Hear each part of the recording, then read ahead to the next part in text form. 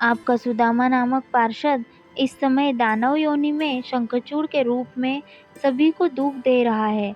इस समय वह देवताओं का प्रबल विरोधी और शत्रु है। ओम नमः शिवाय। आस्था सागर यूट्यूब चैनल में आपका स्वागत है।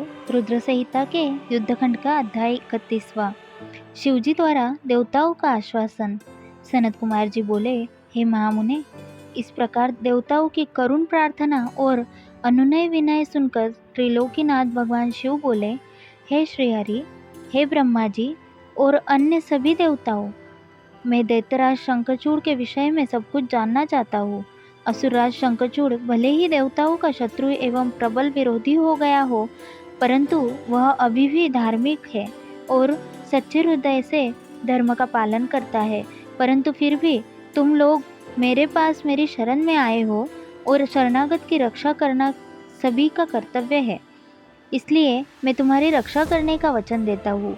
तुम अपनी व्यर्थ की चिंताएं त्याग दो और प्रसन्न होकर अपने अपने स्थान पर लौट जाओ। मैं निश्चय ही शंखचूड़ का संहार करके उसके द्वारा दिए गए कष्टों से तुम्हें मुक्ति दिलाकर तुम्हारा स्वर्ग का राज्य तुम्हें वापस दिलाऊंगा। भगवान शिव जब इस प्रकार से देवताओं को शंखचूड़ के वध का आश्वासन दे ही रहे थे, तभी उनसे मिलने के लिए राधा के साथ श्री कृष्ण वहाँ पधारे। भगवान शिव को प्रणाम करके वे प्रभु की आज्ञा से उनके पास ही बैठ गए। श्री कृष्ण और राधा ने महादेव जी की मन में स्तुति की। जब भगवान शिव ने उनसे उनके आने का कारण पूछा, तब श्री कृष्ण बोले, हे कृपा निधान दयानिधि, आप तो सब कुछ जानते हैं, आप ही जगत में सनाथ है। आप तो जानते ही हैं कि मैं और मेरी पत्नी दोनों ही शाप भोग रहे हैं। मेरा पार्षद सुदामा भी शाप के कारण दानव की योनि में अपना जीवन जी रहा है। आप भक्तवत्सल है प्रभु, हम आपकी शरण में आए हैं। हम पर अपनी कृपा दृष्टि करिए और हमें हमारे दुखों से मुक्ति दिलाइए। भगवान, अब हमें इस शाप से मुक्ति दिलाइए। भगवान श्री कृष्ण की इस प्रार्थना को सुनकर देवदेव महादेव जी बोले, हे कृष्णा, आपको डरने की कोई आवश्यकता नहीं है। निश्चय ही आपका कल्याण होगा। आप शाप के अनुसार 12 कल्प तक इस शाप को भोगने के पश्चात ही राधा सहित अपने निवास वैकुंठ लोक को प्राप्त होोगे। आपका सुदामा नामक पार्षद इस समय दानव योनि में शंखचूड़ के रूप में सभी को दुख दे रहा है।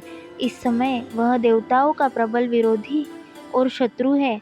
देवताओं को उसने बहुत कष्ट दिया है, उनका राज्य छीनकर उन्हें बंदी बना लिया है। तब भगवान शिव बोले कि मैं आपके दुखों और कष्टों को समझता हूँ, अब आपको चिंता करने की कोई आवश्यकता नहीं है, अतः सब कुछ भुला दो। तब उन्होंने ब्रह्मा जी और श्रीहरि विष्णु को आदेश दिया कि वे वहाँ से जाकर अन्य देवताओं को समझाएं कि वे निश्चिंत हो जाए। मैं उनकी इच्छा अवश्य पूरी करूँगा और उन्हें शंखचूड़ के भय से मुक्त कराऊंगा। भगवान शिव के ये अमृत वचन सुनकर श्री कृष्ण, राधा, ब्रह्मा जी सहित श्रीहरि विष्णु को बहुत संतोष हुआ। तब वे उन्हें हाथ जोड़कर प्रणाम करने लगे। तत्पश्चात भगवान शिव से आज्ञा लेकर सभी प्रसन्नतापूर्वक अपने अपने स्थान को चले गए। अध्याय 31वां समाप्त। आगे की कथा हम अगले अध्याय में सुनेंगे।